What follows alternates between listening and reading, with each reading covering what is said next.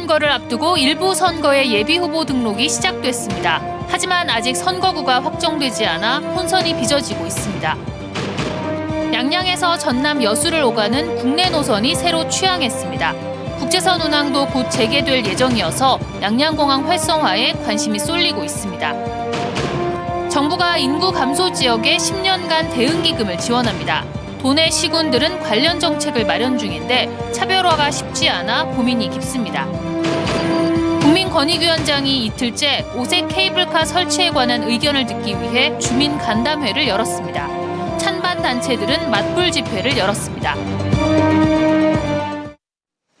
안녕하십니까. 뉴스데스크 강원입니다. 어제 하루 도내 코로나19 신규 확진자가 2,000명에 육박한 가운데 오늘은 오후 6시까지 1,688명이 확진됐습니다.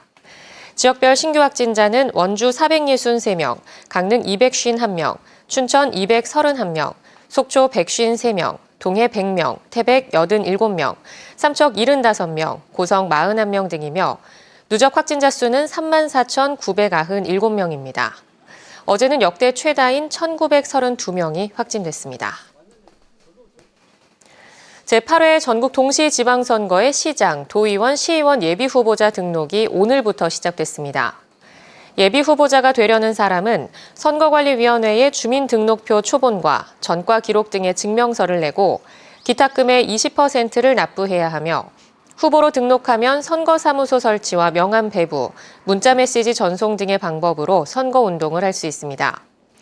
입후보가 제한되는 국회의원이나 공무원 등이 예비 후보자로 등록하려면 신청 전에 사직해야 합니다. 하지만 선거구 획정이 아직까지 이뤄지지 못하면서 예비 후보자들과 유권자들 모두 혼란이 커지고 있습니다. 한편 군수와 군의원 선거 예비 후보자 등록은 다음 달 20일부터 시작됩니다. 20대 대통령 선거 후보자 14명에 대한 선거 벽보가 오는 20일까지 도내에 부착되고 23일까지 선거 공보물이 가정에 발송될 예정입니다. 강원도 선거관리위원회는 유권자의 통행이 많은 장소의 건물과 외벽 4,150곳에 후보자의 사진과 학력, 경력 등이 적혀 있는 선거 벽보를 부착합니다. 만약 선거 벽보를 찍거나 낙서를 하는 등 훼손하면 2년 이하의 징역이나 400만 원 이하의 벌금형에 처해질 수 있습니다. 코로나19 탓에 해외를 쉽게 오갈 수 없는 상황이 길어지면서 국내 여행 수요가 늘고 있습니다. 때마침 양양공항에서도 전남 여수를 오가는 신규 노선이 취항하면서 관광객이 늘어날 것으로 보이는데요. 올해 국제선도 다시 운항할 계획이어서 양양공항 활성화가 기대되고 있습니다. 이하라 기자가 취재했습니다. 양양과 여수를 잇는 하늘길이 열렸습니다. 자동차로 7시간을 달려야 닿을 수 있었던 양양과 여수의 거리가 1시간으로 단축됐습니다. 첫 항공편부터 170여 석에 이르는 좌석이 거의 다 찼는데 예약률이 무려 97%에 달했습니다. 맛있는 거 먹으러 가고 싶어서 선택하게 됐고요. 속초 가가지고 닭강정 먹어보고 싶어요. 새로 취항한 양양 여수 신규 노선은 주 4회 왕복하게 되는데 앞으로 전남권 관광객 유치가 기대됩니다. 양양군은 국내선 추가 취항에 맞춰 시내를 오가는 셔틀버스를 운항하는 등 관광객 맞이에 신경 쓰고 있습니다. 여기에다 양양공항을 모기지로 하는 플라이강원은 국제선 운항을 위한 준비도 서두르고 있습니다. 원주, 제주 노선을 국제선은 대만, 필리핀, 중국, 일본, 베트남 등을 취항 계획하고 있고 격리 없이 여행할 수 있는 여행 안전 권역, 이른바 트래블 버블 국가 확대와 국토부 지방공항 국제선 운항 재개에 맞춰 양양국제공항도 새로운 방역시설이 갖춰질 예정입니다.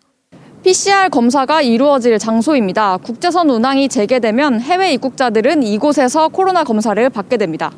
취향 국가에 대한 비자 면제 이 부분에 대해서도 외교부라든가 관계부처하고 협의를 해서 조만간에 대책을 마련할 계획입니다. 양양공항이 코로나19 상황을 극복하고 지역의 관광 거점으로 성장할 수 있을지 관심이 쏠리고 있습니다. MBC 뉴스 이하라입니다. 국방부가 군납 식자재 경쟁 입찰제 도입 의지를 다시 표명했습니다. 현행 수의 계약으로는 빠르게 변하는 군 장병들의 취향이 반영된 급식을 제공할 수 없다는 입장입니다. 접경 지역에서 군납에 의존하고 있는 농어민이나 축산농가의 피해도 부인하지 않고 있습니다. 이승현 기자가 취재했습니다. 국방부가 또다시 군납식자재 경쟁 입찰 도입의 필요성을 강조했습니다. 현행 군납식자재 수의계약 체계로는 군 장병들이 바라는 질 높고 다양한 급식을 제공할 수 없다는 겁니다. 국방부가 지적하는 군 급식에 대한 장병들의 낮은 선호도의 원인은 현행 군납식자재 수의계약, 열악한 조립 환경, 낮은 급식비 등 4가지입니다. 이 가운데 국방부가 주목하는 핵심 원인이 군납식자재 수의계약 체계입니다. 국방부는 매년 농축수협을 통해 식자재 유통 품목과 규모를 정해 수의계약을 맺는데 군 급식 식자재가 420여 개에 불과하고 군단 단위 계약으로 3만 명의 장병들이 똑같은 급식을 먹어야 하는 등 다양한 취향을 반영할 수 없다는 것을 이유라고 설명했습니다. 이에 따라 국방부는 2025년부터 식자재 전량을 경쟁 입찰제로 도입합니다. 또 규모가 작은 사단 단위로 식자재 납품을 받고 납품 계약 기간도 단축해 군 장병들의 선호를 빠르게 반영하겠다고 밝혔습니다. 일부 접경 지역 농산물을 우대하는 보완책을 모색하고 있지만 구체적으로 정해진 것은 없습니다. 접경 지역에 군부대가 위치한 지역을 우선적으로 공급을 하고 두 번째는 강원도산 그리고 세 번째는 국내산 이렇게 협조 요청을 드립니다. 군남 농민들은 국방부의 약속이 지켜지지 않을 것이라며 현행 수의 계약 유지를 호소하고 있습니다.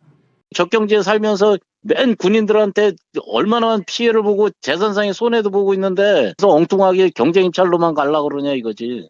국방부가 군납 경쟁 입찰제 도입 의지를 굽히지 않는 가운데 현행 수의 계약의 유지를 요구하는 접경 지역 군남 농민들의 반발은 더욱 거세질 것으로 보입니다.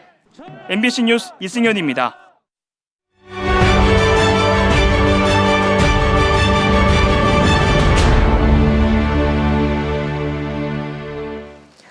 지역 소멸의 위기 실태와 과제를 짚어보는 기획보도 순서입니다. 강원도는 춘천, 원주 두 곳만 빼고 모든 시군이 인구 감소 지역 또는 관심 지역에 포함될 정도로 인구 감소 문제가 큽니다. 정부가 이런 인구 감소 지역 지원을 위해 앞으로 10년간 매년 1조 원씩 기금을 조성해 지원하기로 했는데요. 당장 5월까지 해당 지자체에서 스스로 필요한 사업 계획을 만들어 제출해야 하는데 준비 기간이 길지 않고 차별화도 쉽지 않아 고민이 깊어지고 있습니다. 박은지 기자입니다. 정부가 국가 차원에서 지방소멸 대응 기금을 조성해 인구 감소 지역을 직접 지원합니다. 첫 해인 올해는 7,500억 원, 내년부터는 매년 1조 원이 10년간 지역에 풀립니다. 기초시군의 75%, 관할 광역시도의 25%를 배분하는데 인구 감소 지역은 평균 80억 원, 최대 160억 원이 지원되고 관심 지역은 평균 20억 원, 최대 40억 원이 지원됩니다.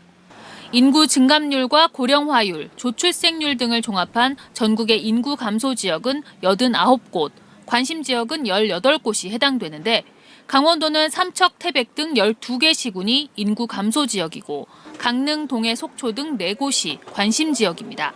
사실상 춘천, 원주를 제외한 모든 시군이 해당되는 겁니다. 정부는 지역에서 스스로 2년치 투자 계획을 수립해 5월까지 제출하면 8월까지 심의를 거쳐 최종 배분 금액을 확정할 방침입니다. 당장 시군은 물론 강원도도 발등에 불이 떨어졌습니다. 석 달 남짓 짧은 준비 기간 동안 가이드라인도 없이 시군별로 자체 계획을 수립하고 도 차원에서도 지역 간 연계 협력 사업 등 투자 계획을 내야 합니다. 일자리 부족으로 인한 청년 유출과 저출산, 고령화, 낙후된 정주 여건 등 대체로 비슷하게 어려운 환경에서 어떤 차별화되고 창의적인 계획을 수립하냐는 첫 단추부터 고민입니다. 지역 소멸을 막고 인구 감소를 억제할 수 있는 그 목적의 사업만 가능하거든요.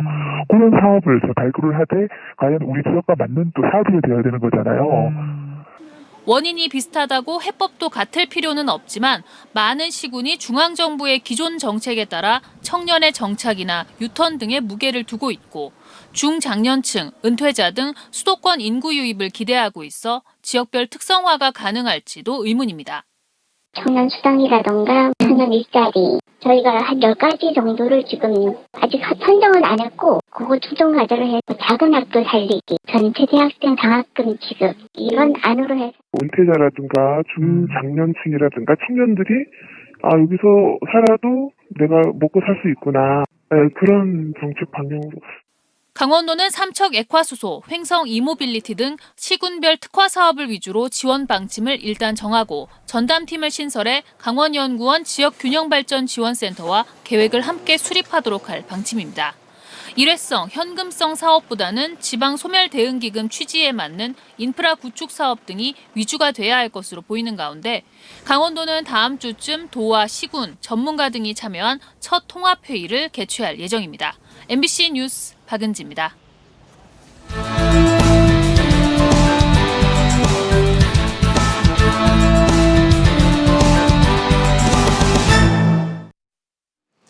전현희 국민권익위원장이 어제에 이어 오늘도 양양에서 5세 케이블카 관련한 주민 간담회에 참석한 가운데 양양군청 앞에서는 찬성과 반대 측의 집회가 동시에 열렸습니다.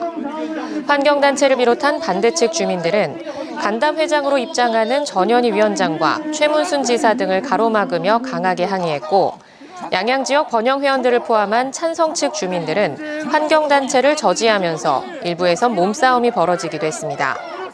전 위원장은 양측의 의견을 모두 경청해 합리적인 결론을 도출하는 데 도움이 될 수 있도록 할 것이라며 환경단체 회원들의 의견을 청취할 별도의 시간을 마련하겠다고 말했습니다. 강원뉴스 마칩니다. 고맙습니다.